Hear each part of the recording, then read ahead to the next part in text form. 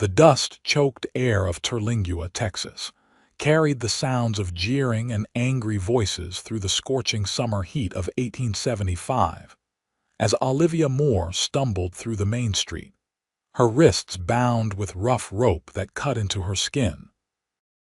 Blood trickled down her forearms, mingling with the sweat and dirt that covered her torn blue dress. Behind her walked Sheriff Jenkins, his weathered face twisted with a self-righteous grimace as he periodically yanked the rope, causing Olivia to fall to her knees against the hard, packed earth. "Let all witness what becomes of a woman who forsakes her marriage vows," Jenkins shouted to the gathering crowd.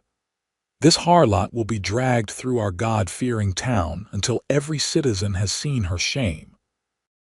Olivia's long auburn hair hung in tangled strands around her face, partially obscuring the bruises that marked her cheeks and the split in her lower lip.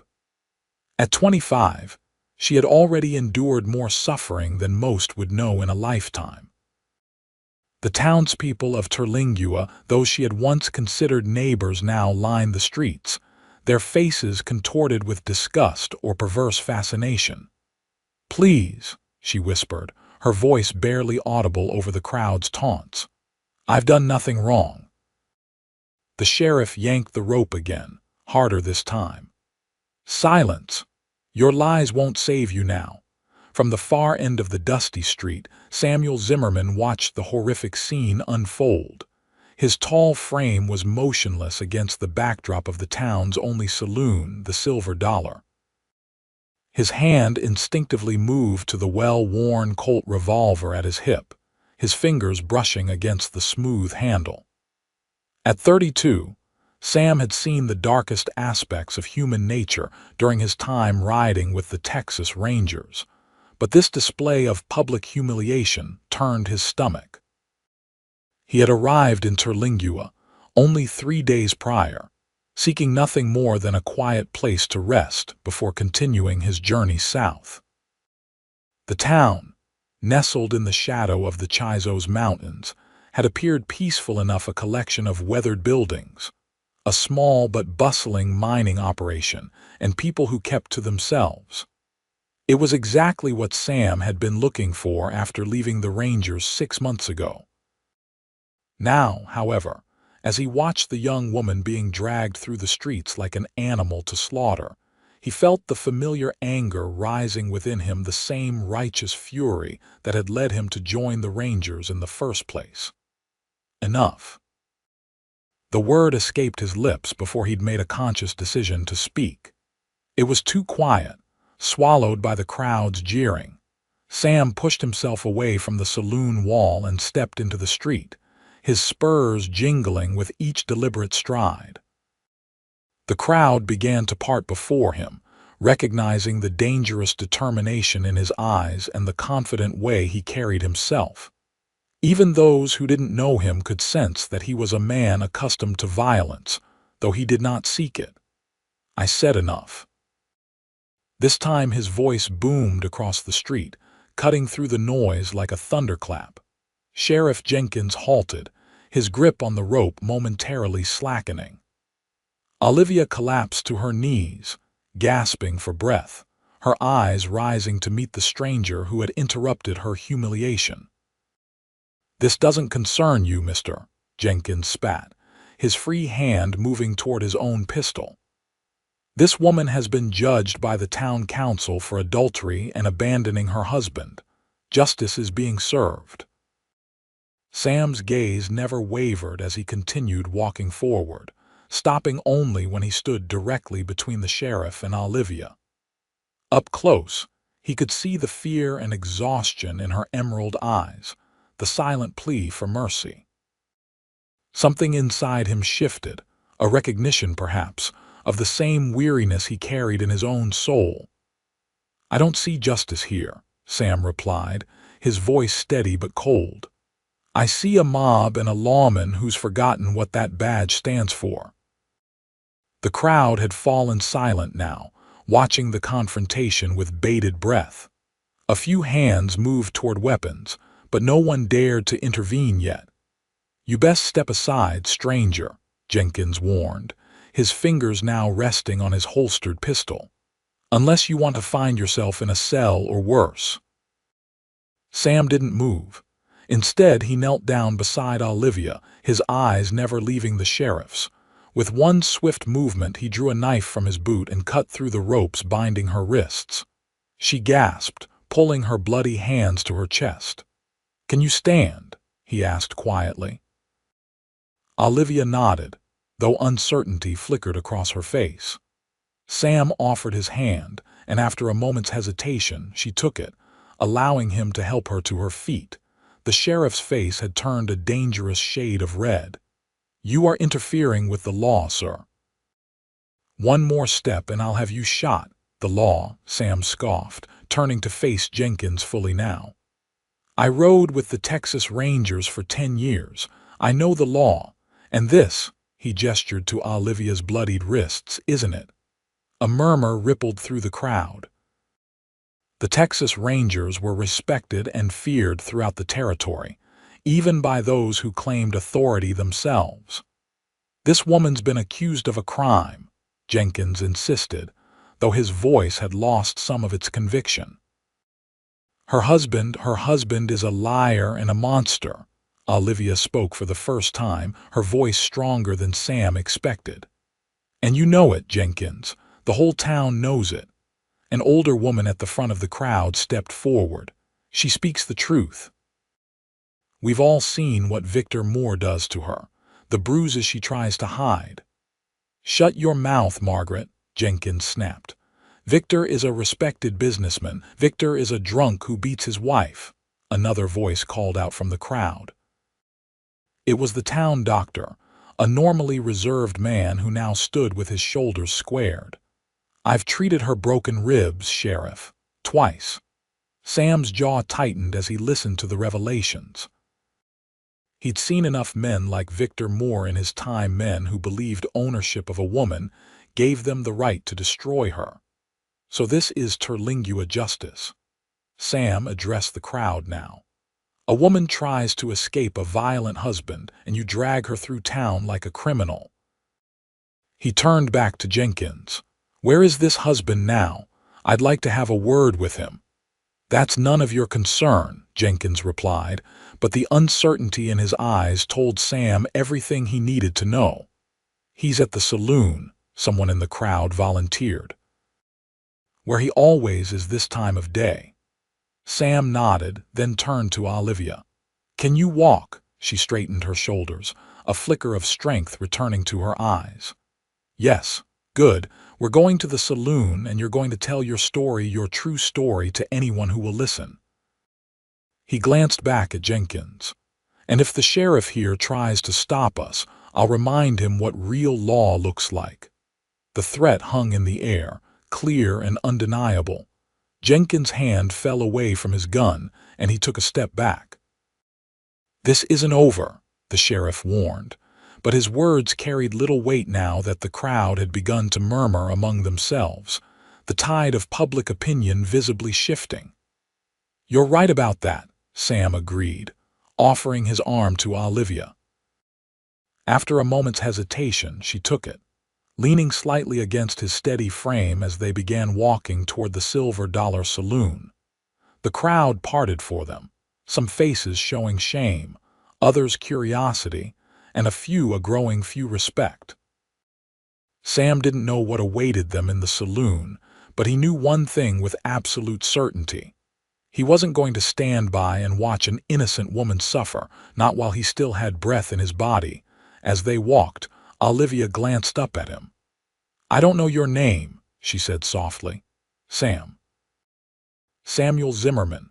She nodded, a ghost of a smile touching her lips despite the pain. "Thank you, Mr. Zimmerman." "Sam," he corrected gently. "Just Sam." "Then thank you, Sam," she whispered, her fingers tightening slightly on his arm. "I'm Olivia." "I know," he replied, his gaze fixed ahead on the saloon's swinging doors.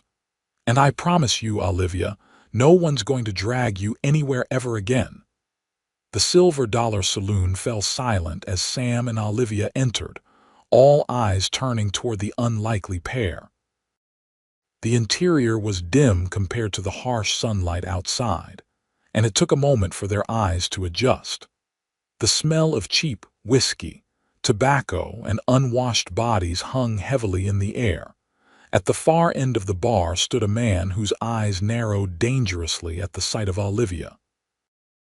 Victor Moore was a large man, his once muscular frame now softened by drink but still imposing. He slammed his glass down on the bar and stood, his face contorted with rage. "What the hell is this?" he bellowed, advancing toward them. "Jenkins was supposed to teach you a lesson, you ungrateful whore." Sam felt Olivia tense beside him, but she didn't shrink back. Instead, she lifted her chin, though her hand trembled slightly where it rested on his arm. "That's far enough," Sam warned, his voice level but carrying an unmistakable threat. Victor halted, sizing up the stranger who stood beside his wife. "This doesn't concern you, mister. That's my property you're touching." "She's not property," Sam replied coldly. "She's a woman who deserves better than what this town has given her." By now, townspeople were filing into the saloon behind them, eager to witness the confrontation. The barkeeper, a heavy-set man with a magnificent mustache, reached beneath the counter likely for a shotgun but thought better of it when he caught Sam's warning glance. "Olivia," Sam said without taking his eyes off Victor, "why don't you tell everyone why you left your husband?" She hesitated, years of fear and silence weighing heavily on her. Then, with a deep breath, she stepped forward. "3 years ago, I married Victor Moore because my father owed him money," she began, her voice quiet at first but growing stronger with each word. "He promised to forgive the debt if I became his wife. My father was dying and I agreed." Victor took another step forward. "You made vows before God, vows you broke the first time you raised your hand to me," Olivia shot back, surprising even herself with her vehemence. "3 weeks after the wedding, he broke my cheekbone because dinner was cold." A murmur ran through the crowd. Victor's face darkened. "Dr. Coleman treated me," Olivia continued, turning to where the doctor stood near the door. "He knows. He's treated me many times." The doctor nodded grimly. "It's true. Burns, broken bones, cuts that needed stitching. I've seen it all on this poor woman." "The last time," Olivia said, her voice faltering slightly, "was 2 weeks ago. He caught me saving money I earned doing laundry and mending for folks around town. Said I was planning to leave him. He was right, of course." She pulled up her sleeve, revealing a burn in the shape of a cigar. "He said he'd mark me so everyone would know I belonged to him. She's lying."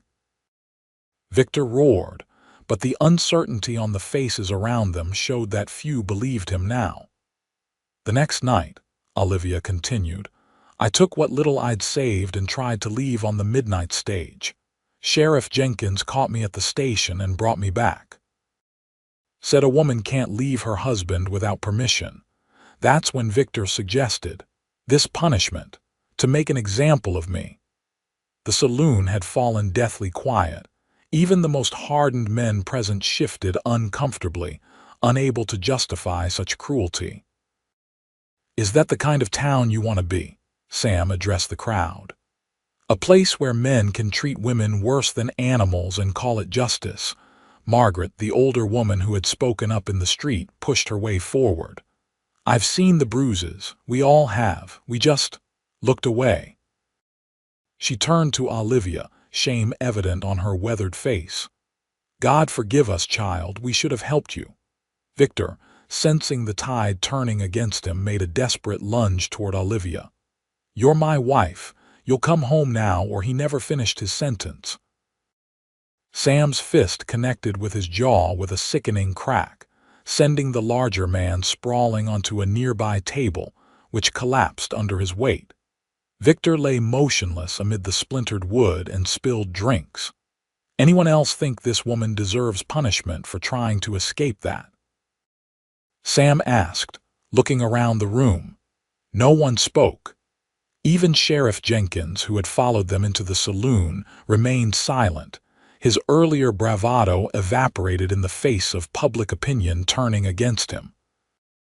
"I'm leaving Terlingua," Olivia announced, her voice steady despite the emotion visible in her eyes. "Today, and I'm never coming back." "You'll need protection on the road," Sam said quietly. "I'm heading south myself. I'd be honored to escort you to the next town at least." She turned to him, really looking at him for the first time. He was handsome in a rugged way, with deep blue eyes that spoke of kindness despite the hardness of his expression. His dark hair was longer than was fashionable, curling slightly at the collar of his worn duster. Most importantly, though, he had stood for her when no one else would. "Thank you," she said simply. "I accept," Victor groaned, beginning to stir among the wreckage of the table. Sam glanced down at him with contempt. "Someone should lock him up," Sam suggested, looking pointedly at Jenkins. "For assault, at the very least." The sheriff hesitated, then nodded reluctantly. "I'll see to it. And if I ever hear that he's been released and has gone looking for his wife," Sam added, his voice dropping dangerously low, "I'll come back. You understand me?" Jenkins swallowed hard and nodded again. Margaret stepped forward, taking Olivia's hands in her own. "Come to my place first, dear. Let's clean those wrists and get you some proper traveling clothes, maybe some food for the journey." Other townspeople began to offer help as well: money, supplies, words of encouragement. The same people who had jeered at her in the street now seemed desperate to make amends, their consciences awakened by her bravery and Sam's intervention. Sam watched it all with a mix of satisfaction and lingering anger. It shouldn't have taken a stranger's arrival for these people to do the right thing. But at least they were doing it now. As Margaret led Olivia toward the door, the young woman paused and looked back at Sam. "Will you wait for me?" "I won't be long," he nodded, something warm stirring in his chest at the trust in her eyes. "I'll be right here." 3 hours later, Olivia emerged from Margaret's modest home wearing a practical traveling dress of dark green cotton, her auburn hair freshly washed and braided, her injured wrists bandaged. She carried a small carpet bag containing her few possessions, and the gifts the townspeople had pressed upon her in their remorse. Sam was waiting outside with 2 horses his own chestnut gelding, and a gentle bay mare he'd purchased from the livery with some of his dwindling funds.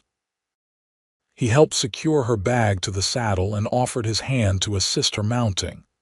"You ride?" he asked. "My father taught me," she replied, taking the reins confidently. "Before everything," he nodded, pleased. "It would make their journey easier. We should make it to Alpine by nightfall if we ride steady," he said, swinging into his own saddle. "There's a decent hotel there where you can rest properly." She looked back at Terlingua one last time, her expression unreadable. Then she turned to face the open road ahead, her shoulders squared with newfound determination.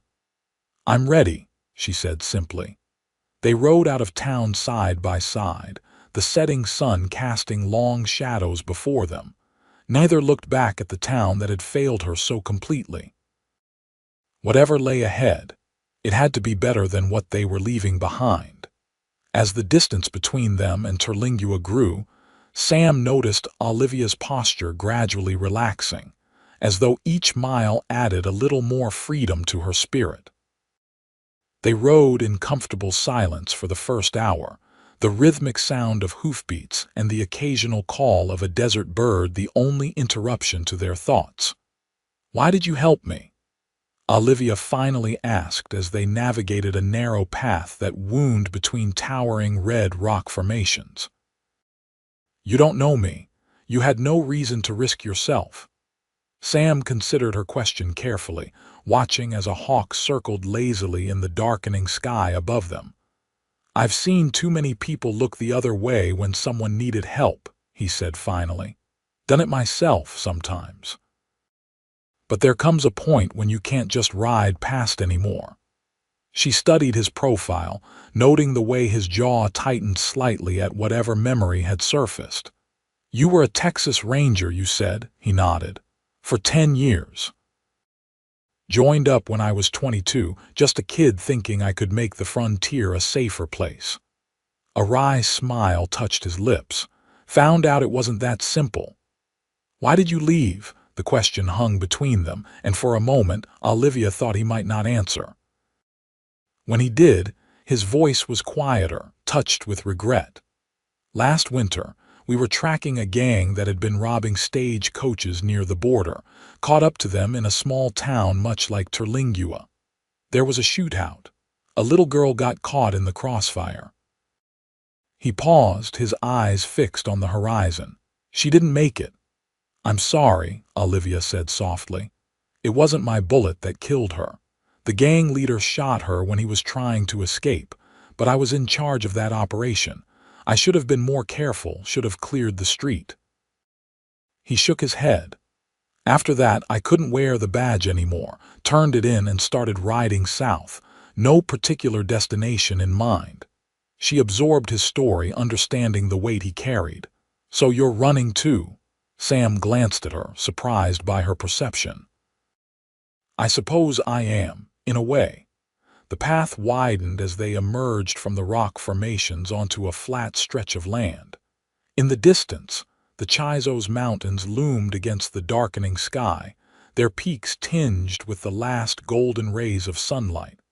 "What will you do now?" Sam asked, steering the conversation away from himself. "After Alpine, I mean." Olivia's hand unconsciously touched the small pouch hanging from her belt, which contained the money she'd saved and the additional funds the townspeople had given her out of guilt and compassion. "I have a cousin in San Antonio," she replied. "She wrote to me last year, offering a place to stay if I ever left Victor. I didn't respond, I was too afraid he'd intercept the letter, but I memorized the address." Her voice strengthened with resolve. "I can work. I'm good with a needle and I can read and write better than most. Perhaps I could find employment in a shop or as a teacher's assistant." Sam nodded, impressed by her determination. Many women in her situation would be broken by what they'd endured, but Olivia seemed to grow stronger with each passing mile. "San Antonio is a good city," he said. "Growing fast, you'll find opportunities there." They lapsed into silence again, each lost in their own thoughts as the landscape gradually changed around them, the stark beauty of the desert giving way to more varied terrain as they approached the foothills of the Davis Mountains. As the sun dipped below the horizon, they spotted the scattered lights of Alpine in the distance. The small but thriving town served as an important stop on the railroad line and boasted several businesses catering to travelers. "We'll find rooms at the hotel," Sam said as they approached the outskirts of town. "Get a proper meal and rest. Tomorrow we can decide the best route to San Antonio." Olivia nodded gratefully, fatigue evident in the slope of her shoulders despite her determination not to show weakness. The events of the day, the public humiliation, the confrontation, the escape had taken their toll, and the hard ride had only added to her exhaustion. Alpine's main street was busier than Terlingua's, with several saloons doing brisk business and a variety of shops that had closed for the evening. At the far end stood a 3-story hotel with a sign proclaiming it the Alpine Grand. It was hardly grand by city standards, but compared to the rough accommodations in Terlingua, it seemed positively luxurious. They stabled their horses at the livery adjacent to the hotel, paying extra to ensure the animals would be well fed and groomed. Then, with Olivia's carpetbag in hand, Sam escorted her into the hotel lobby. The clerk behind the desk looked up as they entered, taking in Olivia's simple traveling dress and Sam's worn ranger attire with a practiced eye. "Good evening," the man said, his tone polite but reserved. "How may I help you?" "We need 2 rooms for the night," Sam replied, reaching for his money pouch. The clerk's eyebrow rose slightly as he glanced between them, clearly making assumptions about their relationship. "I see. And will you be registering as?" "Mr. Samuel Zimmerman," Sam supplied firmly, "and Miss Olivia Moore. Separate rooms, please." Understanding dawned on the clerk's face and his manner became more respectful. "Of course, sir. We have 2 suitable rooms available on the 2nd floor. They're not adjoining, but they are on the same hallway. Will that be acceptable?" Sam looked to Olivia, who nodded. "That will be fine," she said. The clerk pushed the register toward them, and they each signed their names. Sam paid for both rooms despite Olivia's quiet protest. "You can repay me by joining me for dinner," he said with a small smile. "I hate eating alone, and the dining room here is supposed to be quite good." She hesitated, then returned his smile with a tentative one of her own. "Very well, thank you." The clerk handed them their keys and directed them to their rooms. Sam insisted on escorting Olivia to her door first, carrying her bag and making sure the room was secure before leaving her to refresh herself. "Shall we meet in the dining room in half an hour?" he suggested. "Yes," she agreed, looking more relaxed now that they were safely away from Terlingua. "I'll be there." As Sam turned to leave, Olivia called after him softly. "Sam," he paused, looking back. "Yes, thank you, not just for everything today, but for treating me with respect. It's been a long time since anyone has." Something tightened in Sam's chest at the simple gratitude in her voice. "You don't need to thank me for that, Olivia. It's what you deserve, what everyone deserves." Her smile deepened, reaching her eyes for the first time. "Nevertheless, thank you." With a nod, he left her to rest, heading to his own room to wash away the dust of the road and change into his one clean shirt.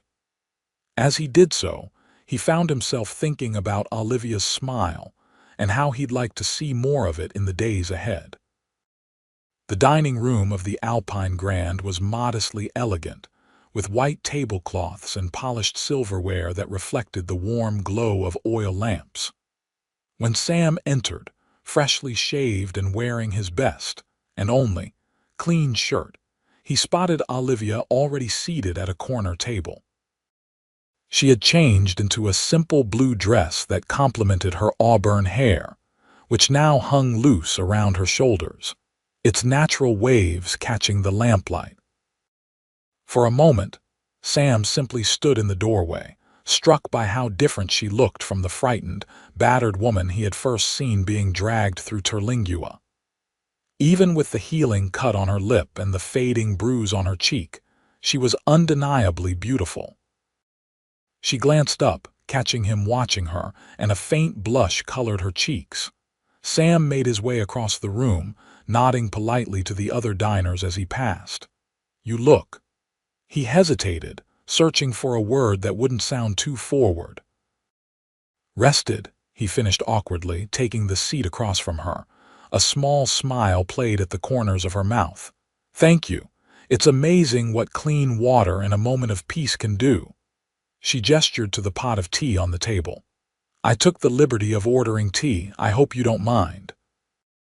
"Not at all," he replied, grateful for something to occupy his hands as he poured himself a cup. "Have you had a chance to look at the menu?" The waiter approached before she could answer, and they both ordered the beef stew, a safe choice in a frontier establishment, as it tended to be more forgiving of tough meat than other dishes. As they waited for their food, a comfortable silence settled between them, neither feeling the need to fill it with unnecessary words. It struck Sam as unusual. In his experience, silence with a new acquaintance was often awkward, but with Olivia, it felt natural. Perhaps they had already shared enough intensity for one day. Finally, Olivia spoke, her voice soft but steady. "I realized I never asked where you're headed. You said south, but that's a big direction. Sam rotated his teacup slowly, considering his answer. I don't have a specific destination. Just away, I suppose. I thought maybe Mexico eventually. Start fresh where no one knows me. She nodded, understanding in her eyes. Running from memories. Something like that, he admitted. Though I'm learning they tend to follow you no matter how far you ride. The waiter returned with their stew, the rich aroma filling the air between them. For a few minutes, they ate in appreciative silence, the hearty meal a welcome change from trail rations. This is good, Olivia remarked, breaking off a piece of crusty bread to dip in the gravy. I haven't had a proper meal in, well, some time. Sam noticed how thin her wrists were, how her collarbone stood out prominently beneath her skin. Victor didn't feed you well, he observed, keeping his voice neutral despite the anger that flared within him at the thought. She kept her eyes on her bowl. Food was a privilege I had to earn, she said simply, and I rarely earned it, according to him. Sam's hand tightened around his spoon. I should have hit him harder. That earned him a small, surprised laugh. You hit him plenty hard, I'd say. I've never seen Victor laid out like that before. It was. She hesitated, then admitted, satisfying to watch. He deserved worse, Sam said darkly. Yes, she agreed, her expression growing somber again. But I don't want to think about him any more tonight. Tell me something about yourself instead. Something good. Sam thought for a moment, searching for a pleasant memory to share. I grew up in East Texas, near the Louisiana border. My father was a carpenter, a good one. He taught me the trade, but I was too restless to settle into it. Wanted adventure? He smiled ruefully. Found plenty of that with the Rangers, though not always the kind I was looking for. You have family still? She asked. My parents passed within a year of each other, about 5 years back. I have a younger sister who married a shopkeeper in Dallas. We write occasionally. He took another bite of stew, then asked, What about you? Any family besides the cousin in San Antonio? Olivia shook her head. My mother died when I was 12. My father raised me alone until his health failed. He was a school teacher, taught me everything he knew. We moved to Terlingua when I was 18 because he heard the dry air might help his consumption. A shadow passed over her face. It didn't. He lasted less than a year. By then, he'd borrowed money from Victor for doctors and medicine. When he died, Victor came to collect. And offered to forgive the debt if you married him, Sam finished, remembering what she'd said in the saloon. Yes, he presented it as generosity, said he'd fallen in love with me from afar. Her mouth twisted bitterly.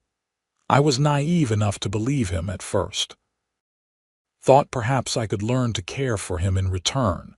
That lasted until our wedding night. Sam didn't press for details, but the implication was clear enough. I'm sorry, Olivia. Don't be, she said, meeting his eyes squarely. It's over now. I'm free of him thanks to you. You were already escaping when I arrived, he pointed out. You had the courage to try. Most people in your situation never even get that far. She considered this, then nodded slowly. Perhaps, though I might be back in his house now or dead if you hadn't stepped in when you did. The waiter returned to clear their empty bowls, offering coffee and dessert. They both accepted the coffee but declined the dessert, content with the satisfying meal they'd shared. As they sipped the strong, bitter coffee, Olivia asked, Will you really accompany me all the way to San Antonio? It's a long journey, and you said you were heading south. Sam hadn't fully decided until that moment, but as he looked at her across the table at the strength and vulnerability combined in her clear green eyes, he knew his answer. San Antonio is south of here, he said with a small smile. And I'd feel better knowing you arrived safely, if you don't mind the company, that is. Relief flickered across her face.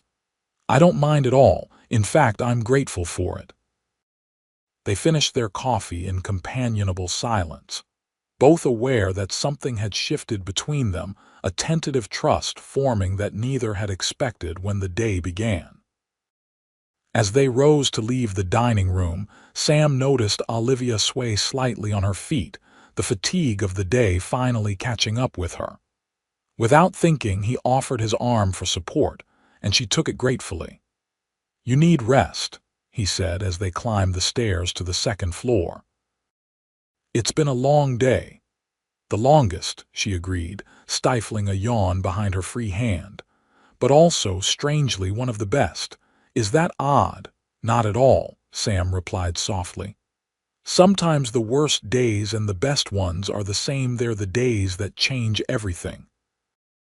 They reached her door and Olivia released his arm, fishing the key from her pocket. She unlocked the door but paused before entering, turning to face him. "Good night, Sam," she said, her voice warm with genuine gratitude. "Thank you for dinner, and for, well, everything." "Good night, Olivia," he replied. "Sleep well. I'll meet you for breakfast at 7 if that's not too early. 7 is perfect." She hesitated, then added softly, "I'm glad you were the one who happened to be in Terlingua today." Before he could respond, she slipped into her room and closed the door gently behind her. Sam stood there for a moment longer, staring at the closed door with a strange mixture of emotions churning within him.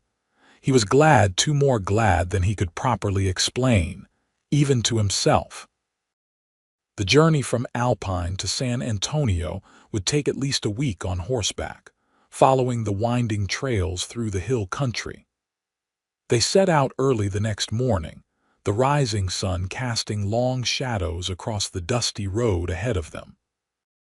Olivia rode with increasing confidence as the days passed, her body remembering the skills her father had taught her in childhood. She seemed to draw strength from the open sky and endless horizon, as though each mile between her and Terlingua allowed her to reclaim a piece of herself that Victor had stolen. They fell into an easy rhythm, riding for most of the day, stopping to rest when the sun was at its highest, and making camp each evening before darkness fell. Sam was surprised by how capable Olivia proved to be, gathering firewood, helping to prepare their simple meals, and never complaining about the rigors of the trail. On the third night, as they sat beside their small campfire in a sheltered grove of oak trees, Sam found himself watching Olivia across the flames. She was mending a small tear in her riding skirt, her needle flashing in the firelight as she worked with practiced efficiency. "You're staring," she said without looking up from her task. Sam blinked, embarrassed at being caught. "Sorry, I was just thinking." "About what?" she asked, tying off her thread and cutting it with a small pair of scissors from her sewing kit. He hesitated, then decided on honesty. "About how different you seem now compared to when we met." She set her mending aside and looked up at him, the firelight casting warm highlights in her auburn hair. "Different how?" "Stronger," he said simply. "More yourself, I think." A small smile touched her lips. "That's perceptive of you." "I do feel more myself with each passing day. It's as though I'm waking up after a long, terrible dream." She stared into the fire, her expression thoughtful. "Do you know, I'd almost forgotten what it felt like to make decisions for myself, even small ones like when to eat or what to wear." Sam nodded, understanding.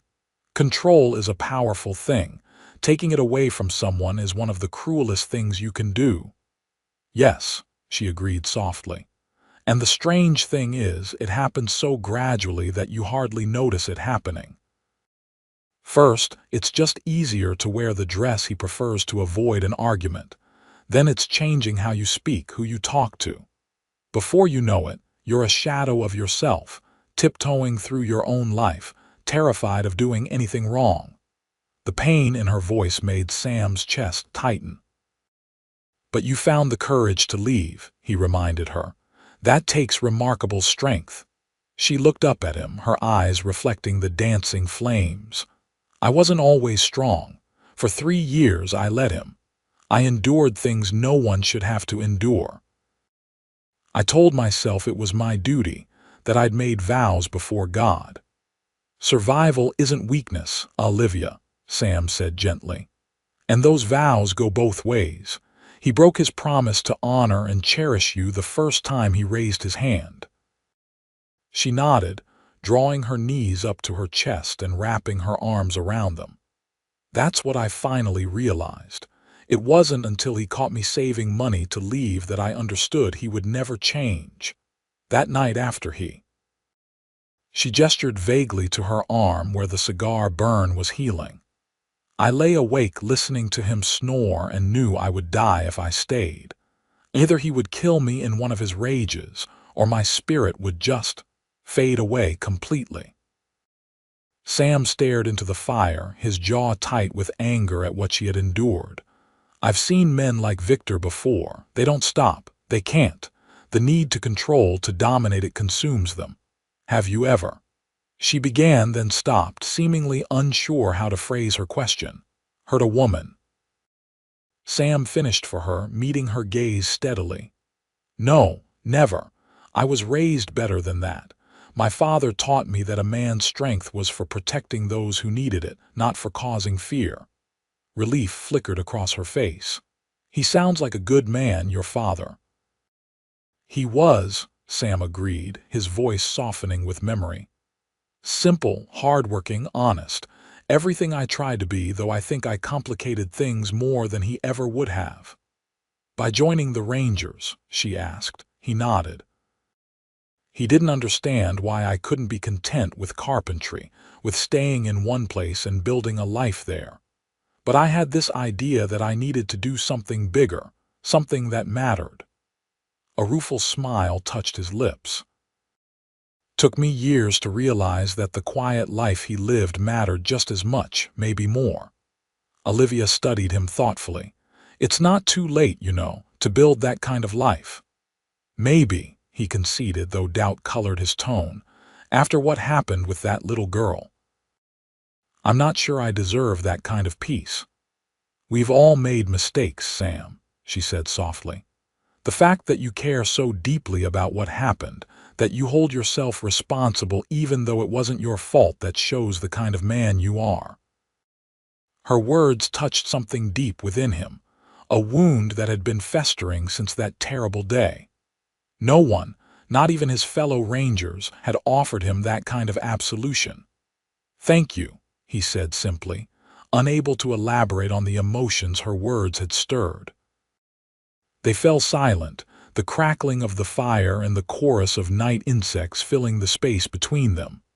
After a while, Olivia yawned, covering her mouth with her hand. You should get some rest, Sam suggested. I'll take first watch. She nodded, moving to her bedroll and settling beneath the light blanket. As she lay down, she turned to look at him once more. Sam. Yes, I'm glad you're here, she said softly. Not just because it's safer, but because I enjoy your company. A warmth that had nothing to do with the fire spread through his chest. I enjoy yours too, Olivia. Now get some sleep. She smiled and closed her eyes, her breathing soon evening out into the rhythm of deep sleep. Sam watched over her for a long time, marveling at the strange twist of fate that had brought them together and wondering, for the first time in months, if perhaps there was still a chance for him to find peace after all. The days that followed brought them through increasingly verdant country as they left the arid western regions behind. The hills were carpeted with wildflowers, bluebonnets, Indian paintbrush, and golden coreopsis, creating a riot of color against the green landscape. The abundant beauty seemed to lift both their spirits, and they found themselves talking more freely as they rode. Olivia shared stories of her childhood, of her father's patient teaching and her mother's love of poetry.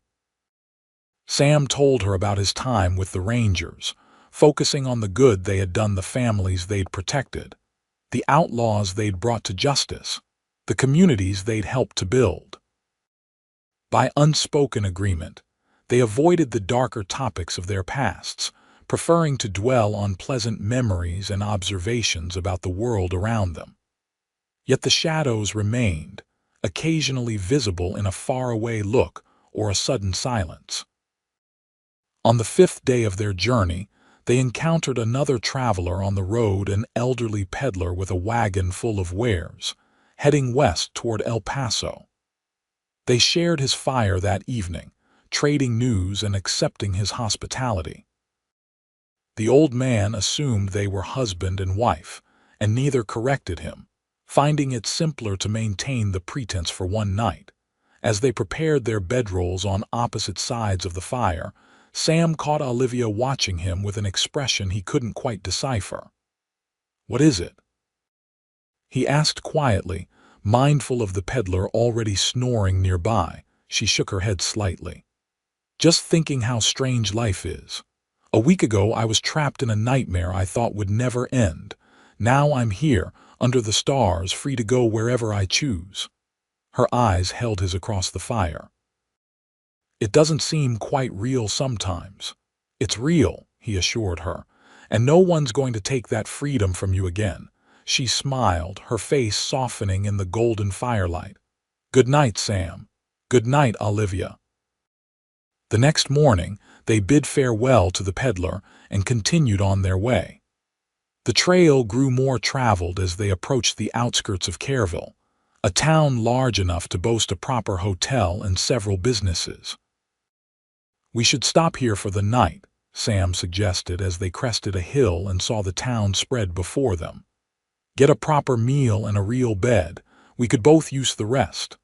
Olivia nodded, pushing a strand of hair from her face. "That sounds heavenly. I never thought I'd miss a real bed so much." They made their way into town, stabling their horses at the livery and securing rooms at the Kerrville Inn, a respectable establishment that catered to travelers on the San Antonio Road. After refreshing themselves, they met in the hotel's dining room for supper. Olivia appeared wearing the blue dress she had worn in Alpine, her hair freshly washed and falling in soft waves around her shoulders. She looked more rested than she had in days, the color returning to her cheeks and a certain lightness to her step that hadn't been there before. Sam rose as she approached the table, suddenly acutely aware of his own appearance. He'd done his best with what he had, shaving carefully, washing thoroughly, and putting on his clean shirt again, but he still felt rough-edged and unpolished next to her natural grace. "You look lovely," he said, the compliment escaping before he could think better of it. A blush colored her cheeks as she took her seat. "Thank you. It's amazing what a hot bath can do for one's spirits." The waiter brought them a bottle of wine with their meal, a luxury they hadn't indulged in on the trail. As they ate, Sam found himself noticing things about Olivia he hadn't fully appreciated before.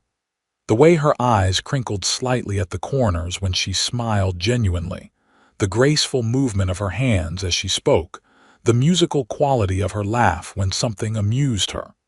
"Sam," she said, bringing him back to the present. "You were miles away." He smiled apologetically. "Sorry, just thinking." "About?" she prompted, taking a sip of her wine. He hesitated, then decided on honesty again. "About how different things might have been if we'd met under other circumstances. If you hadn't been married, if I hadn't left the Rangers." Her expression grew thoughtful. "I've wondered that too," she admitted softly. "But then we might never have met at all. I would still be in Terlingua and you might have passed right through without stopping." "True," he conceded. "Still, I wish." He trailed off, uncertain how to express what he was feeling. "What do you wish?" she asked, her voice gentle. He met her eyes across the table. "I wish you hadn't had to suffer so much before finding freedom." She reached across the table and, in a gesture that surprised them both, briefly touched his hand. "What's done is done. I can't change the past, but I can decide what to do with my future. That's what matters now." Her touch lingered in his mind long after she'd withdrawn her hand. They finished their meal in companionable conversation, discussing their plans for the final leg of the journey to San Antonio, which would take another 2 days at their current pace.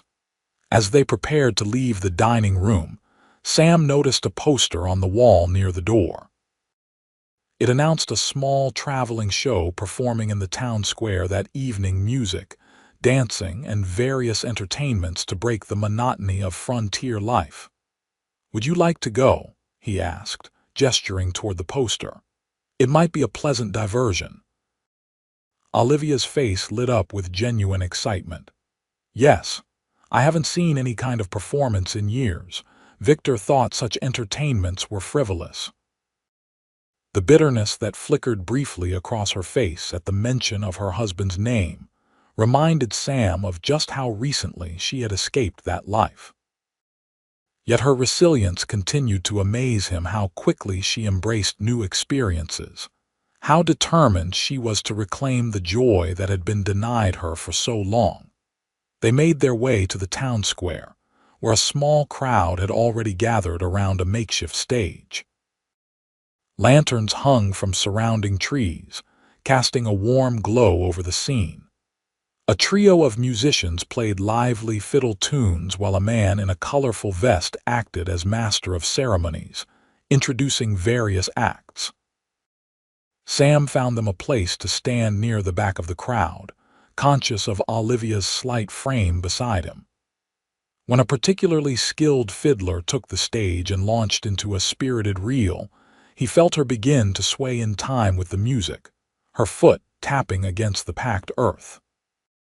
"Do you dance?" he asked, bending slightly to speak near her ear over the music. She looked up at him with a smile that transformed her face. "I used to love dancing. My father taught me when I was young." Without overthinking it, Sam held out his hand. "Would you like to?" Surprise and delight mingled in her expression. "Here, now," he nodded, feeling uncharacteristically bold. "Why not?" After a brief hesitation, she placed her hand in his.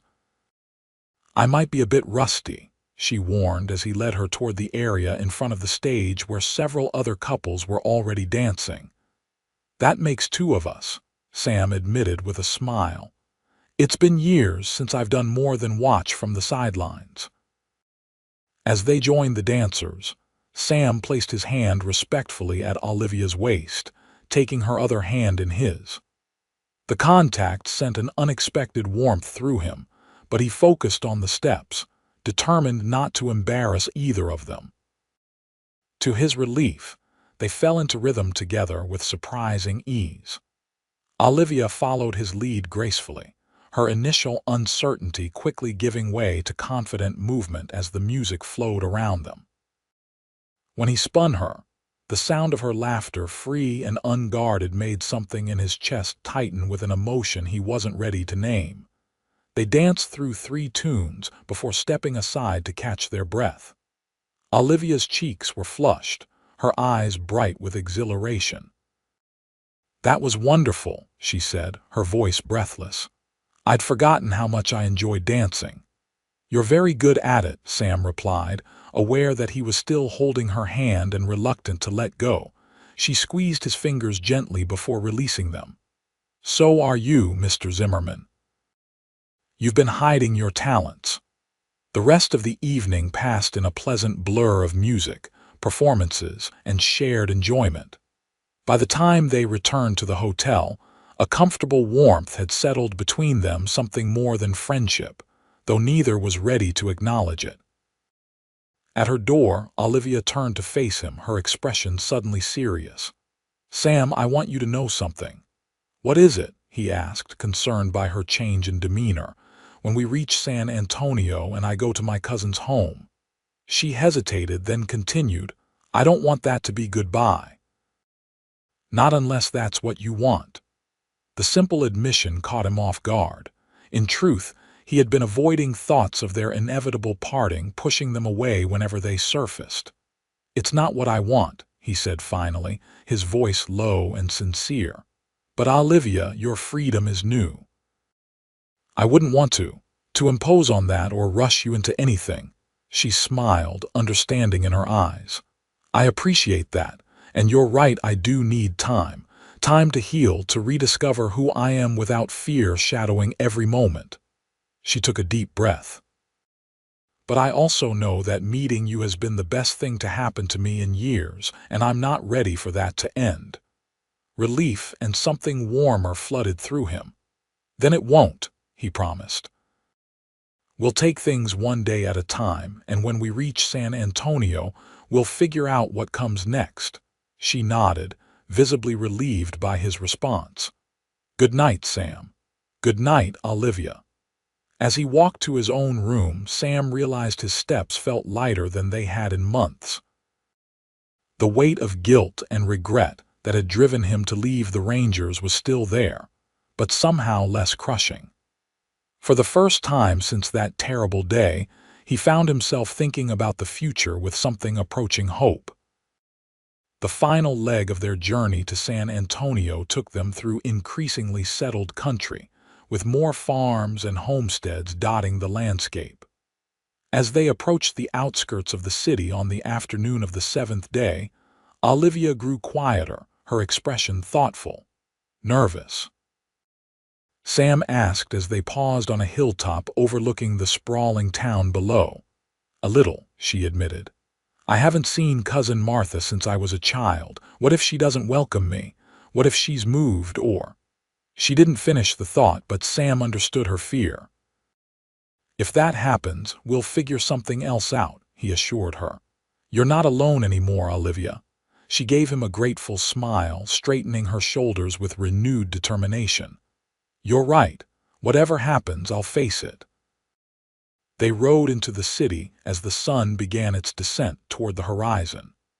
San Antonio was a bustling place, far larger than any town they'd passed through on their journey. The streets were filled with a diverse mix of people: Anglo settlers, Mexican families who had been there for generations, soldiers from the nearby fort, and traders of all descriptions. Following Olivia's directions, they made their way to a modest but well-maintained neighborhood on the eastern side of the city. She stopped before a white clapboard house with a small front garden filled with roses and herbs. This is it, she said, her voice barely above a whisper. This is the address she gave me. Sam dismounted first, then helped Olivia down from her mare. She smoothed her riding skirt nervously and tucked a strand of hair behind her ear. Would you like me to wait here? He asked, sensing she might want privacy for this reunion. She shook her head firmly. No, please come with me. Together they approached the front door. Olivia took a deep breath and knocked. For a long moment there was no response, and Sam could see the anxiety building in the set of her shoulders. Then the door opened, revealing a woman in her early 50s with graying auburn hair and the same green eyes as Olivia. Yes, the woman said, looking between them with polite curiosity. Can I help you, Martha? Olivia asked hesitantly. Martha Coleman. I'm Olivia Moore. Uncle Thomas's daughter. The woman's eyes widened in shock, her hand flying to her mouth. Olivia, little Livy. Her gaze swept over Olivia's face, recognition dawning. Oh my Lord, it is you. I'd know those eyes anywhere, just like your father's. Before Olivia could respond, Martha pulled her into a fierce embrace. Child, I never thought I'd see you again, not after you married that man and stopped answering my letters. She drew back, holding Olivia at arm's length to look at her properly. Are you all right? What are you doing here? And who is this gentleman? Olivia's composure cracked, tears welling in her eyes at her cousin's warm welcome. This is Samuel Zimmerman. He helped me escape from Victor. He saved my life. Martha's expression grew serious as she took in the healing cut on Olivia's lip and the faint bruise still visible on her cheek. I see, she said, a world of understanding in those two simple words. Then she turned to Sam and extended her hand. Mr. Zimmerman, it seems I owe you a debt of gratitude. No debt, madam, Sam replied, taking her hand respectfully. "I only did what any decent person would do." Martha's shrewd eyes assessed him carefully before she nodded, apparently satisfied with what she saw. "Well, don't just stand there on the porch. Come inside, both of you. You look exhausted, and I want to hear everything." Over a hearty dinner at Martha's table, Olivia shared a simplified version of her ordeal and escape. Her cousin listened without interruption, though her face grew increasingly grim as the story unfolded.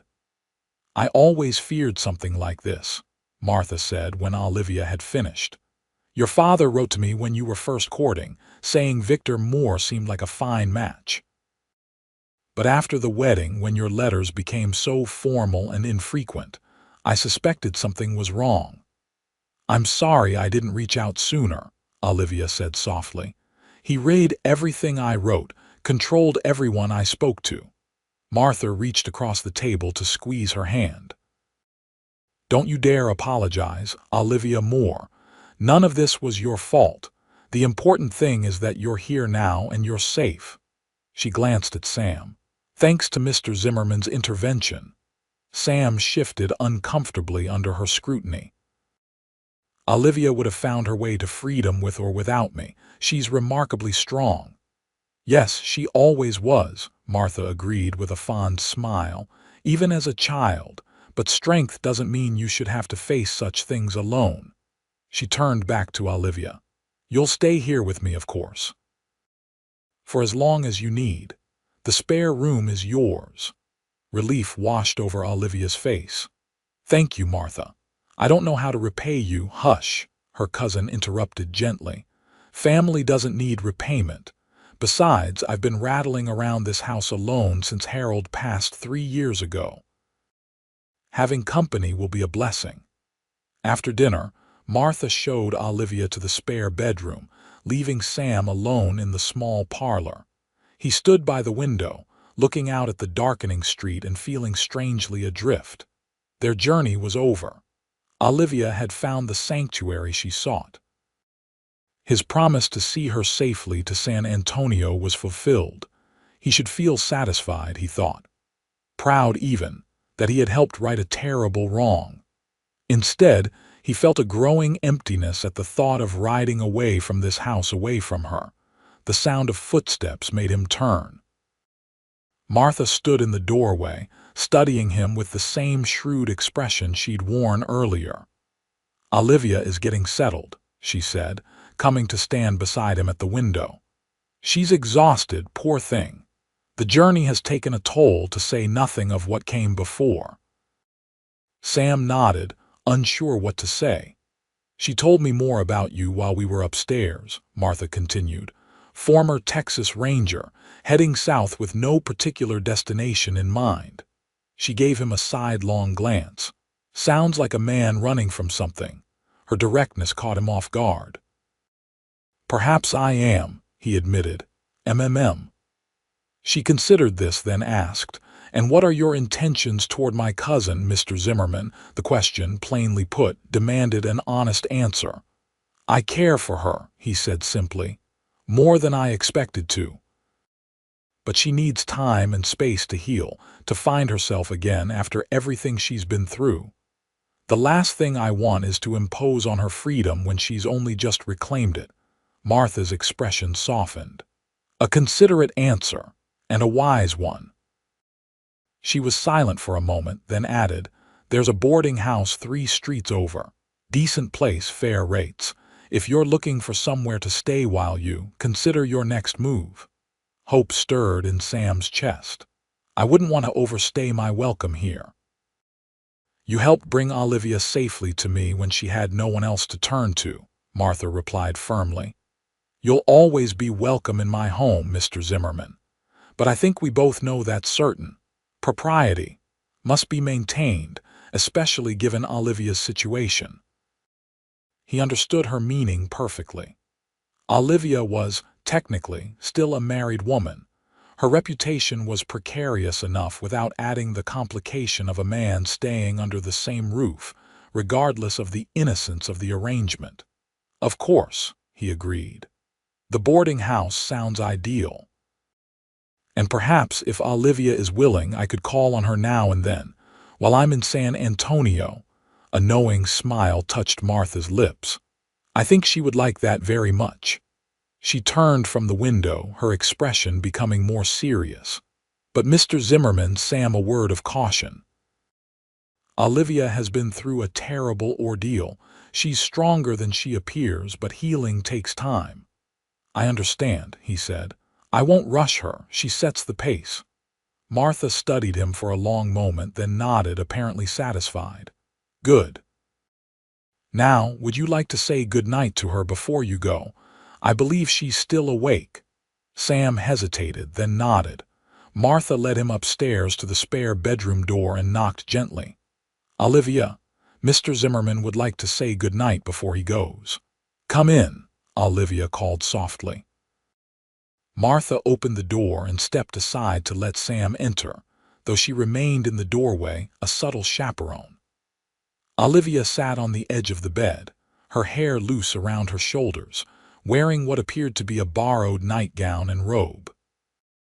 She looked small and vulnerable, but her eyes brightened when she saw him. You're leaving, she asked, a hint of disappointment in her voice. Just to a boarding house nearby, he assured her. Your cousin suggested it would be more appropriate. Understanding dawned in her eyes and she nodded. Of course, will I see you again?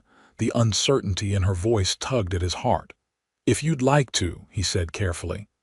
I thought I might stay in San Antonio for a while, get to know the city. Relief and something warmer flickered across her face. I'd like that very much. Then I'll call on you tomorrow, he promised. Perhaps we could walk in the park if you're not too tired from the journey. I'd enjoy that, she said, a small smile touching her lips. An awkward silence fell between them, both aware of Martha's presence in the doorway and the many things left unsaid. Well, good night then, Olivia, Sam finally said, taking a step back. Rest well. Good night, Sam, she replied softly, and thank you for everything. He nodded, unable to put into words all that he wanted to say. With a final glance, he turned and left, Martha following him downstairs to show him out. At the front door, she handed him a slip of paper with the boarding house's address. Mrs. Blackburn runs a tight ship, but she's fair and her rooms are clean, she said. Tell her I sent you. Thank you, Mrs. Coleman, Sam said, taking the paper, for everything. She studied him for a moment longer, then said quietly, You're a good man, Samuel Zimmerman. I can see it in your eyes. Whatever you're running from, I hope you find peace. With that, she closed the door gently but firmly behind him. Sam stood on the porch for a moment, looking up at the stars that were beginning to appear in the darkening sky. For the first time in months, the thought of staying in one place didn't fill him with restlessness or dread. San Antonio might be as good a place as any to stop running, at least for a while. With that thought, he turned and headed toward the boarding house, already looking forward to tomorrow and the chance to see Olivia again, not as a woman needing rescue or protection, but simply as herself, free and healing and full of possibilities. Spring turned to summer in San Antonio, the days growing longer and hotter as June gave way to July. For Olivia, the passing weeks brought a gradual blossoming not just of the roses in Martha's garden, which she tended with increasing pleasure, but of her own spirit as well. The nightmares that had plagued her in the early days after her escape became less frequent. The flinch that accompanied sudden movements or loud voices began to fade. She found work at a small dressmaker's shop 3 days a week, her skilled needlework earning her not just a modest income, but a sense of pride and independence she had nearly forgotten was possible. And through it all, Sam remained a steady, undemanding presence in her life. True to his word, he called on her regularly, taking her for walks in the park, escorting her and Martha to church on Sundays, occasionally joining them for dinner, or accompanying them to the small musical performances that were held in the town square on pleasant evenings. He had found work, too, putting his carpentry skills to use with a local builder who was constructing new houses as the city expanded. The physical labor seemed to agree with him, bringing a healthy color to his face and a relaxed confidence to his movements that had been missing when they first met. They never spoke directly about the nature of their relationship, both content to let it evolve naturally, without pressure or expectations. Yet Olivia found herself looking forward to his visits with increasing anticipation, her heart quickening whenever she caught sight of his tall figure approaching Martha's house. On a particularly warm evening in mid-July, Sam arrived after dinner with an invitation. "There's a dance at the community hall tomorrow night," he said as they sat on Martha's front porch, enjoying the relative coolness as the sun began to set. "I thought perhaps you might like to go. Both of you, of course," he added, including Martha in the invitation with a polite nod. The older woman chuckled, fanning herself lazily. "At my age, dance halls hold little appeal, but Olivia should certainly go. Young people need to enjoy themselves." Olivia hesitated, uncertainty flickering across her face. "I'm not sure if I should, because of Victor." Martha asked directly, never one to dance around difficult topics.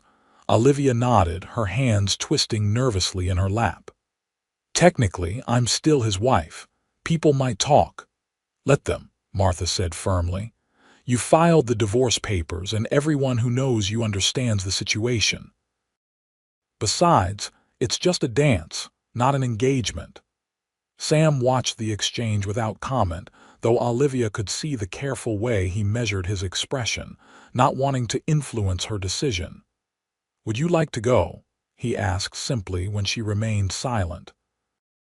The question, direct and without pressure, helped clear her mind. "Yes," she admitted. "I would." "Then we'll go," he said with a smile that warmed his blue eyes. "I'll call for you at 7.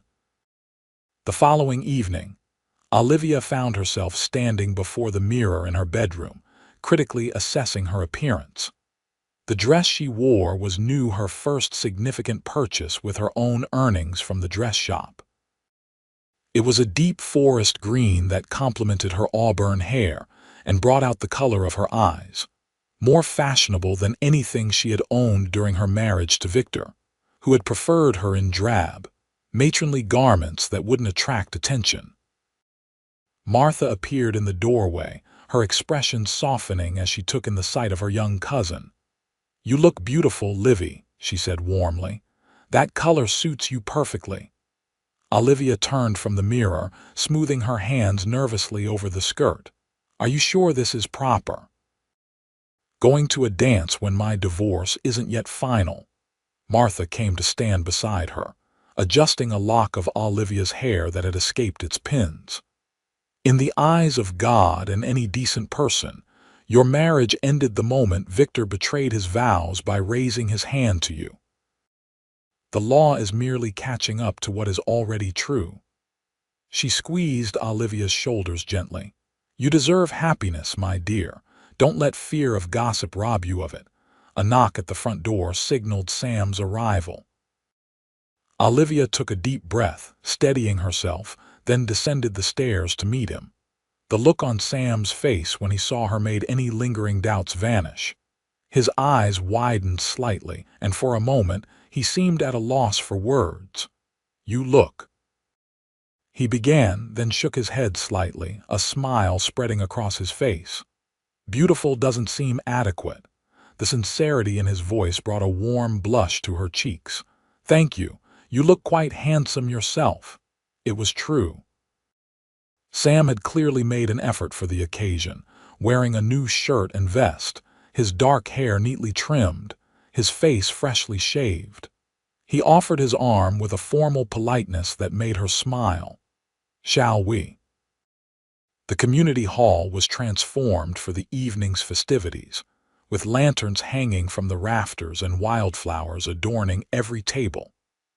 A five-piece band played lively tunes at one end of the room, and the wooden floor was already filled with dancing couples when Sam and Olivia arrived. Several heads turned as they entered, and Olivia felt a momentary flutter of anxiety at the curious glances.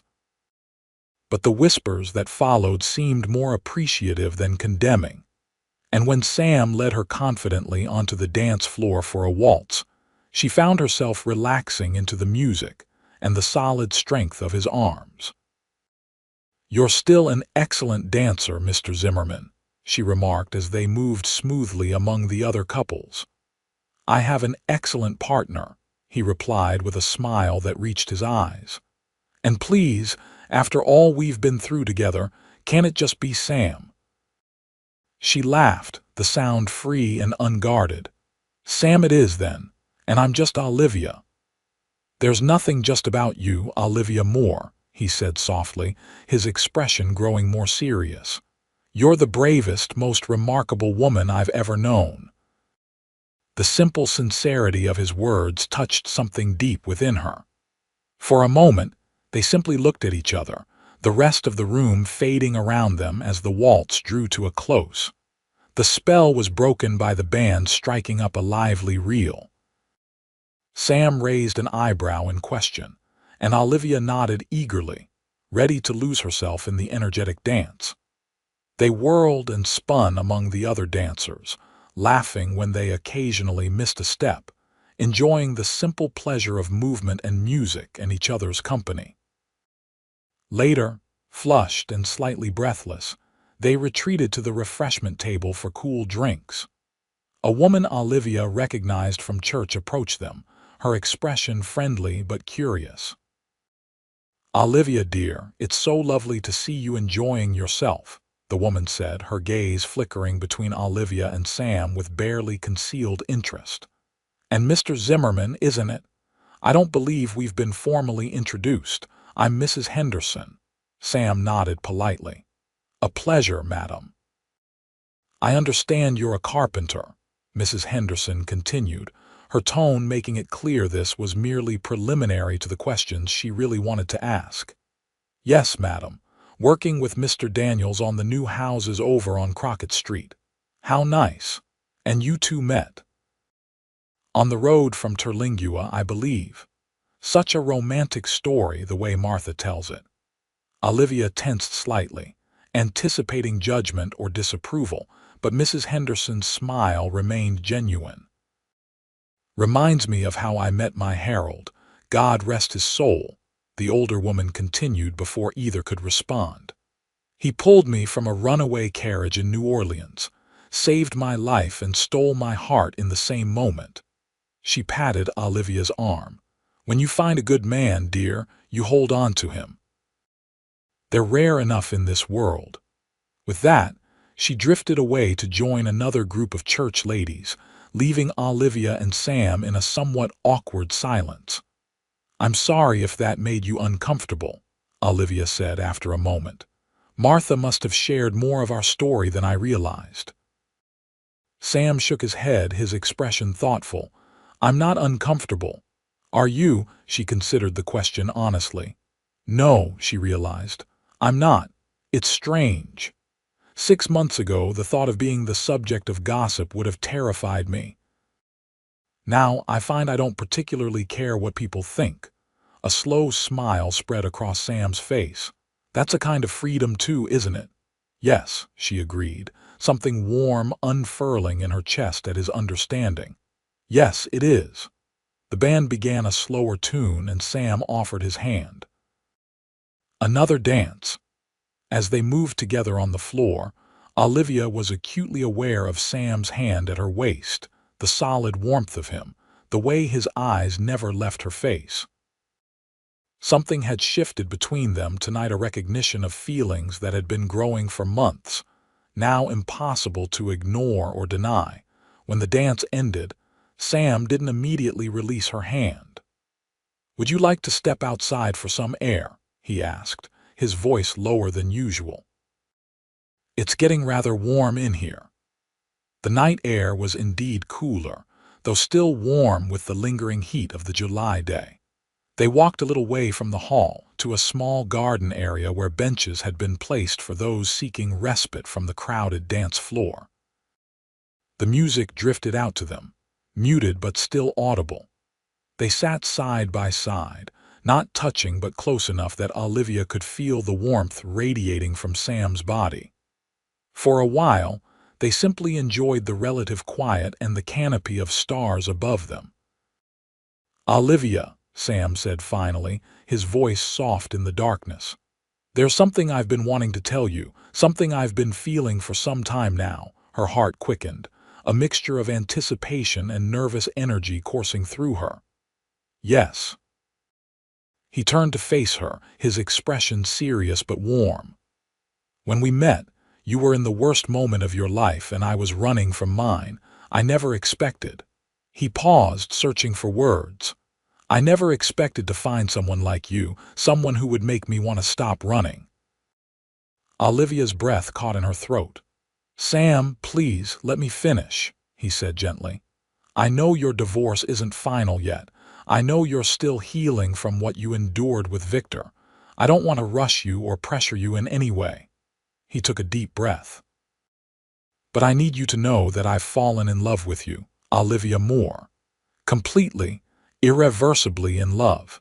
And whenever you're ready, if you're ever ready, I'll be here, waiting." Tears welled in Olivia's eyes, not of sadness, but of a joy so intense it was almost painful. "Oh, Sam," she whispered, reaching for his hand. "I've been falling in love with you since that first day in Terlingua when you stood between me and a world that wanted to break me." The hope that dawned on his face was beautiful to behold. "Truly, truly," she confirmed, squeezing his hand. "But I was afraid that you saw me only as someone to protect, someone broken and needing rescue." "Never," he said firmly. "From the moment I saw you stand up to Victor in that saloon, I knew you had more courage in your little finger than most men have in their entire bodies. I admired you then. I admire you even more now, seeing how you've rebuilt your life, piece by piece." Olivia felt as though her heart might burst with happiness. "I love you, Samuel Zimmerman," she said, the words feeling right and natural on her lips. "And while I may not be ready for everything just yet, I don't want to wait to tell you that." The smile that spread across Sam's face was like the sunrise after the darkest night. Slowly, giving her every chance to pull away, he leaned forward.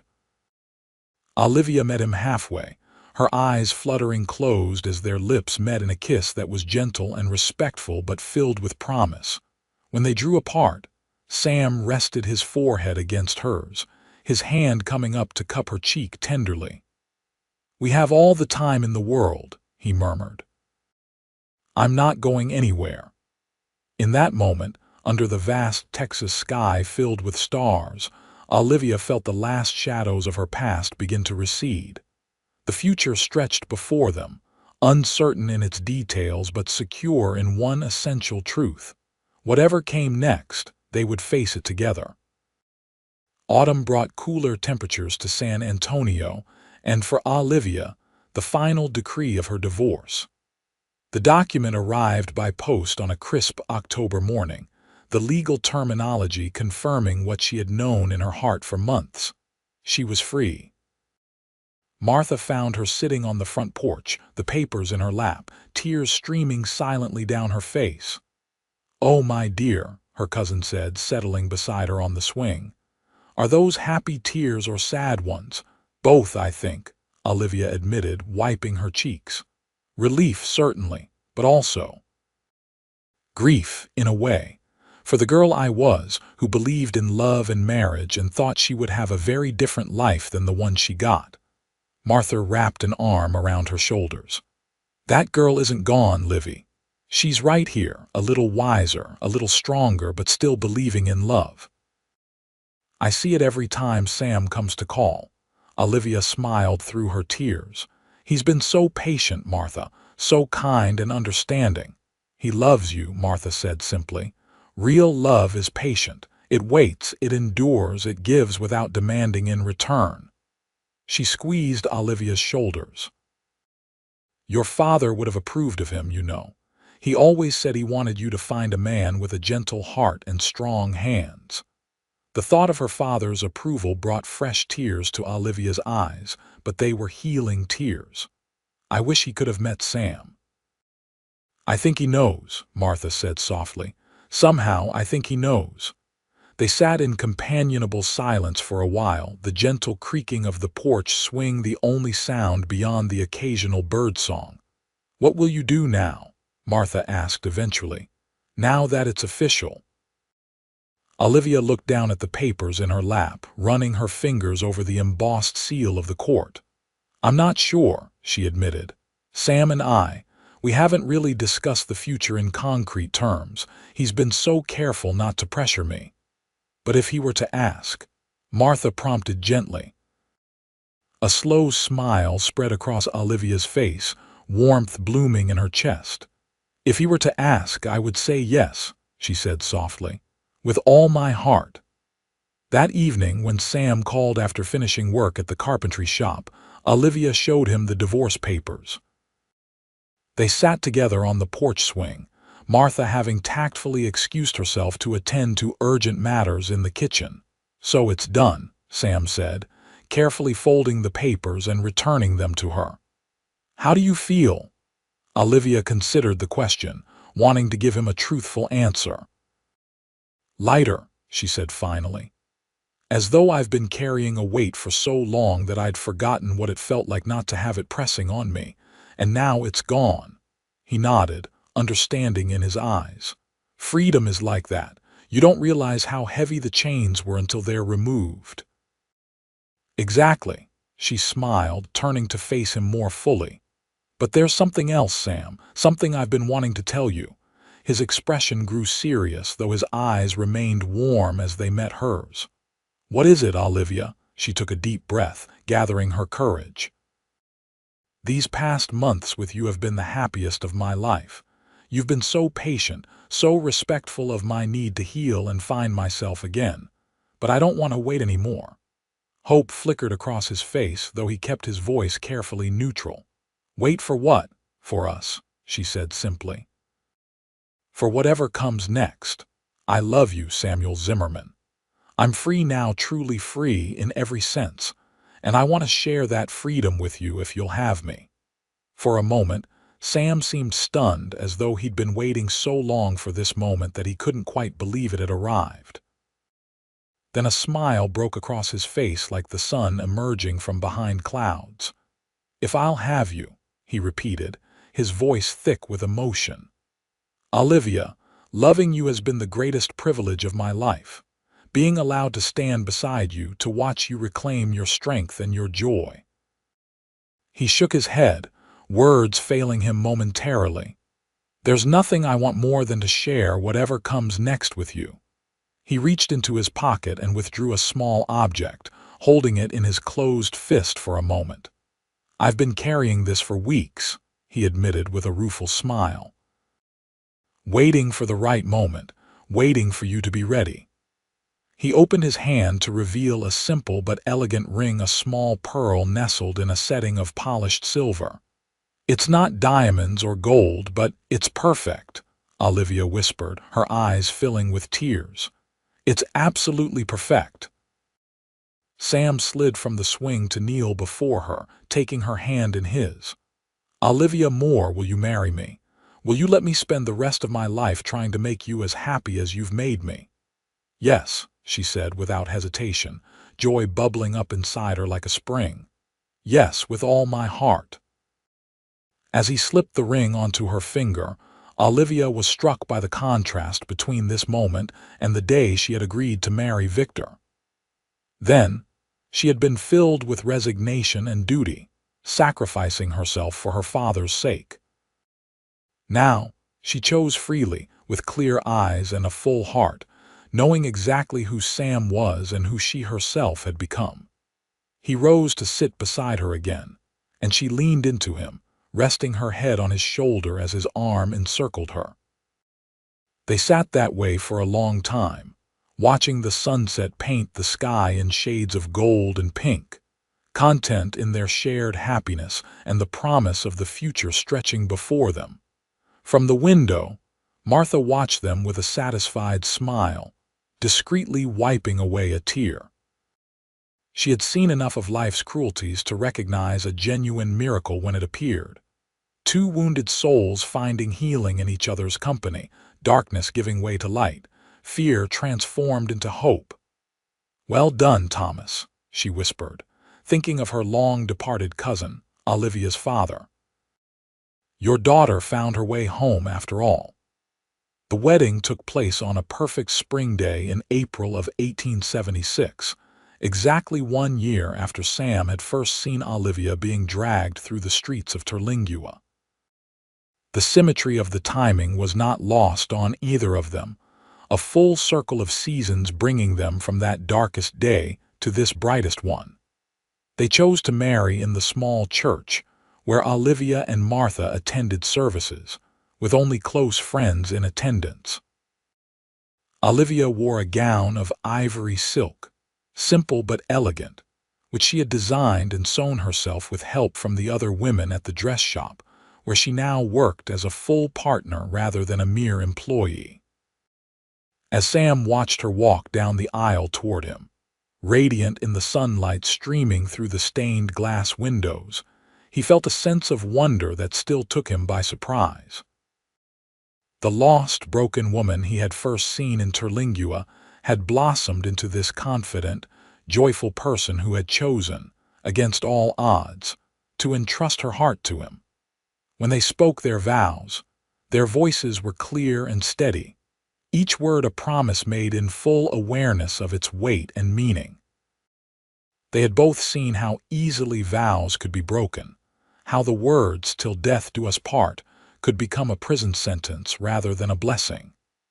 Their commitment to each other was made with eyes wide open, choosing love freely rather than from obligation or fear. After the ceremony, they celebrated with a small reception in Martha's garden, which was bursting with spring flowers. Friends from the church, from Sam's carpentry work, and from Olivia's dress shop gathered to share their joy, offering congratulations and well wishes for their future together. As the afternoon waned, Sam found a moment alone with his new wife beneath the shade of an old oak tree at the far end of the garden. "Happy Mrs. Zimmerman?" he asked, still savoring the sound of her new name on his lips. Olivia smiled up at him, her eyes reflecting the contentment in her heart. "More than I ever thought possible," she replied, reaching up to touch his face gently. "And you? Any regrets about tying yourself to a woman with such a scandalous past?"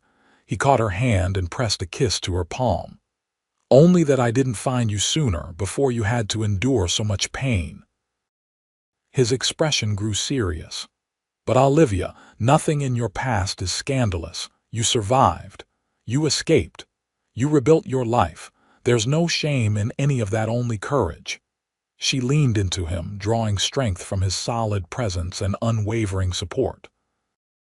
"I love you, Samuel Zimmerman," she said softly, "for seeing me, truly seeing me when everyone else looked away." "And I love you," he replied, his arms encircling her waist, "for showing me that even the darkest path can lead to light if you're brave enough to keep walking." They remained that way for a long moment, wrapped in each other's embrace, savoring the peace they had found together. Then, hand in hand, they returned to their guests, ready to celebrate the beginning of their shared future. The house Sam built for them on the outskirts of San Antonio was modest but solidly constructed, designed with care to incorporate elements they both loved. Large windows to let in natural light, a covered porch where they could sit in the evenings, and a small garden that Olivia filled with herbs and flowers. As summer turned to fall and then to winter, they settled into the rhythms of married life. Olivia continued her work at the dress shop, her designs gaining popularity among San Antonio's ladies, while Sam's reputation as a skilled carpenter grew, bringing steady work and increasing prosperity. Martha remained a beloved presence in their lives, visiting often and always welcomed with open arms. She marveled at the transformation in her young cousin, at the confidence that now infused Olivia's every movement, the ready laugh that came so easily, the passionate opinions she no longer hesitated to express. "Marriage suits you," Martha remarked one afternoon as they sat together in Olivia and Sam's kitchen, sharing tea and freshly baked bread. "Both of you." Sam, who had just come in from his workshop at the back of the property, smiled as he washed the sawdust from his hands. "Having the right partner makes all the difference," he said, his eyes meeting Olivia's across the room. The look that passed between them spoke volumes of private communication born of deep understanding and shared experiences. Martha observed it with satisfaction, grateful that her cousin had found not just safety but genuine happiness after her ordeal. In the spring of 1877, as the second anniversary of their first meeting approached, Olivia discovered she was expecting their first child. She told Sam on a quiet evening as they sat on their porch swing, watching the sunset paint the sky in shades of pink and gold. "A baby," Sam repeated, wonder and a touch of fear mingling in his voice as he placed his hand gently over hers on her still flat stomach. Are you happy about this?" Olivia studied his face, understanding the source of his uncertainty.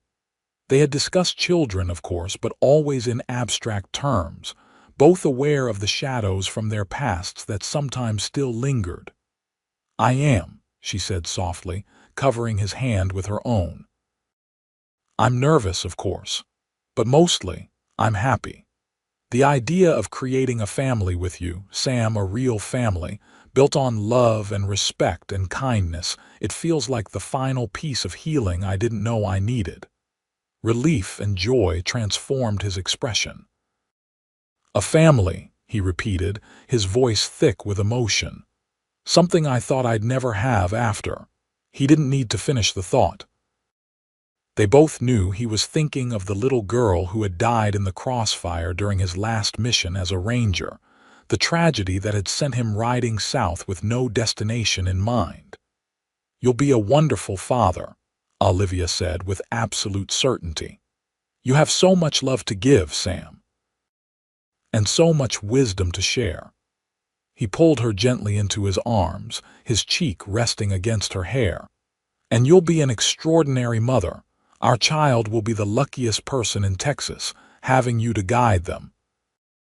As the months passed, and Olivia's body changed to accommodate their growing child, Sam's protective instincts intensified. He hovered anxiously when she insisted on continuing her work at the dress shop, though he never tried to forbid it, a fact for which Olivia was profoundly grateful. Instead, he channeled his energy into preparing their home, building a cradle from the finest oak he could find and constructing a rocking chair for the nursery that was a masterpiece of comfort and craftsmanship. When their son was born on a cold January night in 1878, Sam paced outside their bedroom while Martha and the midwife attended Olivia through her labor. The hours of waiting were among the most agonizing of his life, each of Olivia's muffled cries cutting through him like a knife.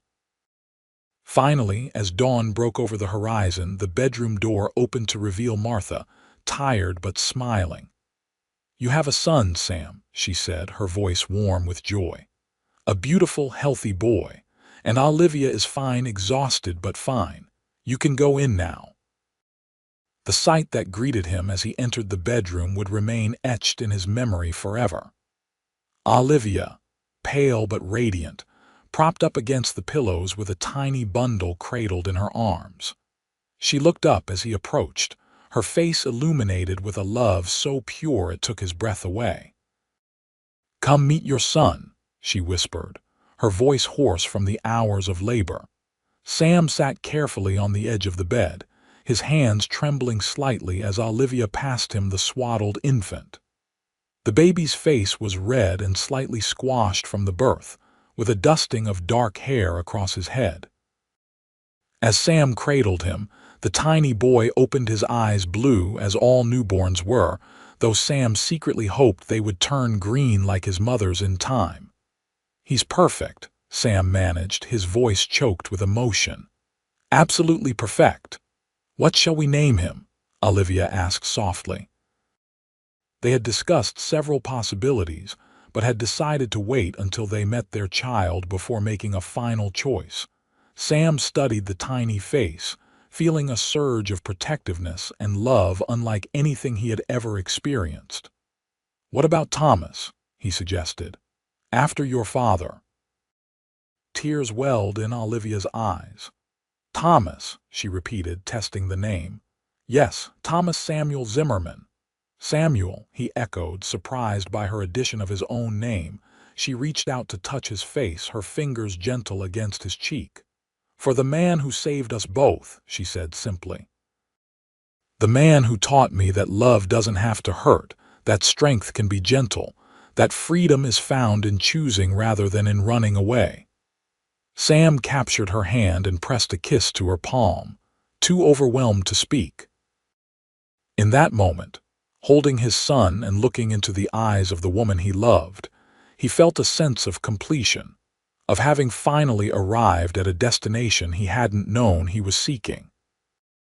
The journey from that dusty street in Terlingua to this quiet bedroom in San Antonio had been long and often difficult.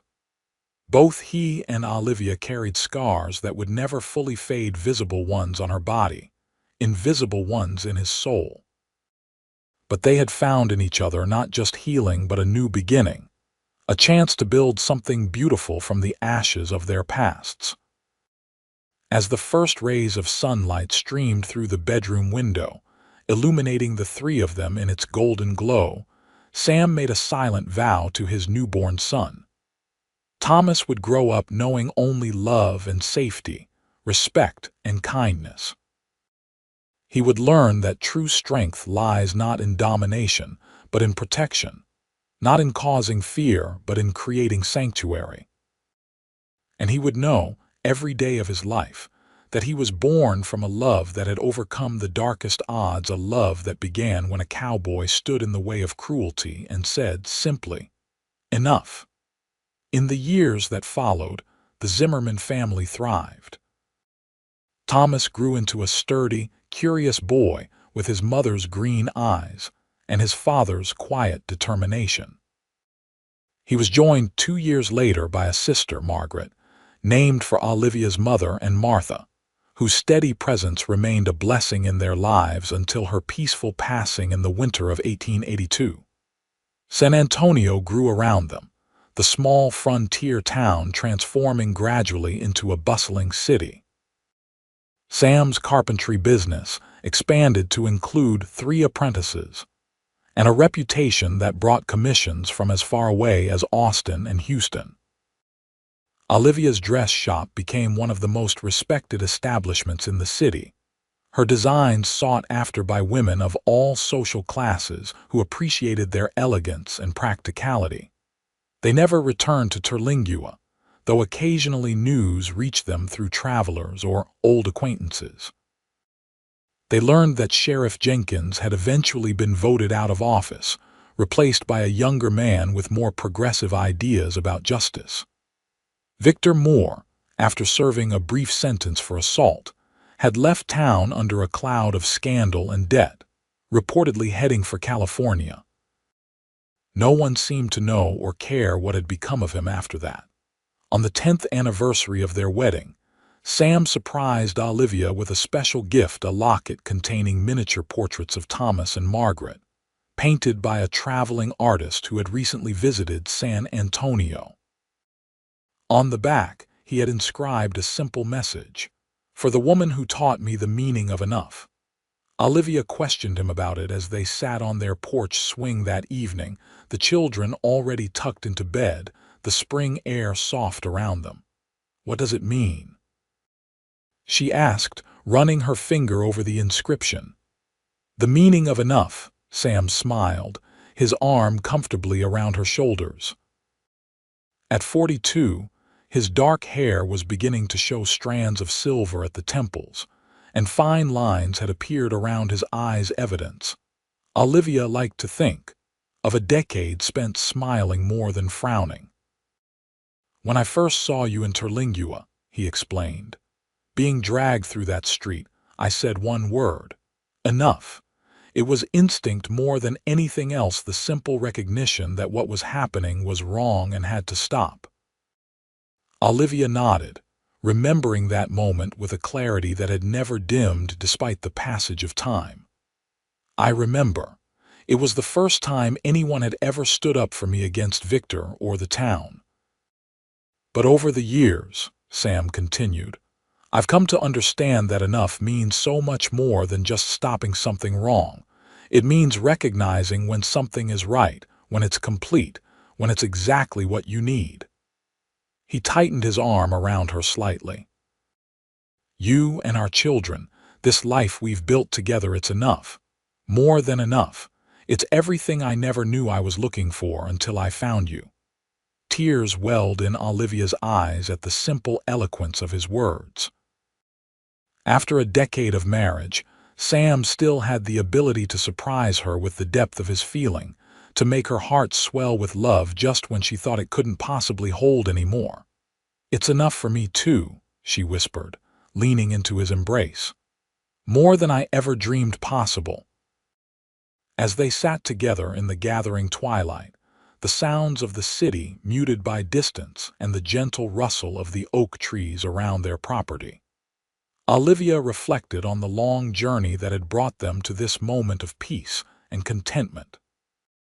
The scars of her past had faded to almost nothing, faint silver lines on her skin, distant memories that no longer held power over her present. The nightmares that had once plagued her had long since ceased, replaced by dreams of future possibilities. The fear that had been her constant companion during her years with Victor was now so foreign to her daily experience that she sometimes marveled at the woman she had once been, at the courage it had taken to finally say enough in her own way. Sam, too, had found healing. The guilt that had driven him to leave the Rangers had gradually eased, though he still occasionally lit a candle in church for the little girl who had died in that long-ago shootout. He had learned to forgive himself, to accept that while he couldn't change the past, he could honor it by living fully in the present and working toward a better future. Together, they had built something neither had believed possible when they first met: a life of quiet joy, of mutual respect, of love freely given and gratefully received. It wasn't perfect. They had their disagreements, their moments of frustration or misunderstanding. But the foundation was solid, built on honesty and kindness rather than fear and control. As the first stars appeared in the darkening sky, Olivia turned to face her husband, cupping his cheek in her hand as she had countless times over their years together. "I love you, Samuel Zimmerman," she said softly, the words no less meaningful for having been spoken so often. "Thank you for standing in the way that day. Thank you for saying enough when I couldn't say it myself." "I love you too, Olivia Zimmerman," he replied, covering her hand with his own. "And I always will, until my last breath and beyond." In that moment, as in so many quiet moments they had shared over the years, they both recognized the truth of what they had found together. Not just an escape from their separate pasts, but a journey toward a shared future, one built on the simple, revolutionary premise that love should bring freedom rather than bondage, joy rather than fear, healing rather than harm. It was indeed enough, more than enough. It was everything.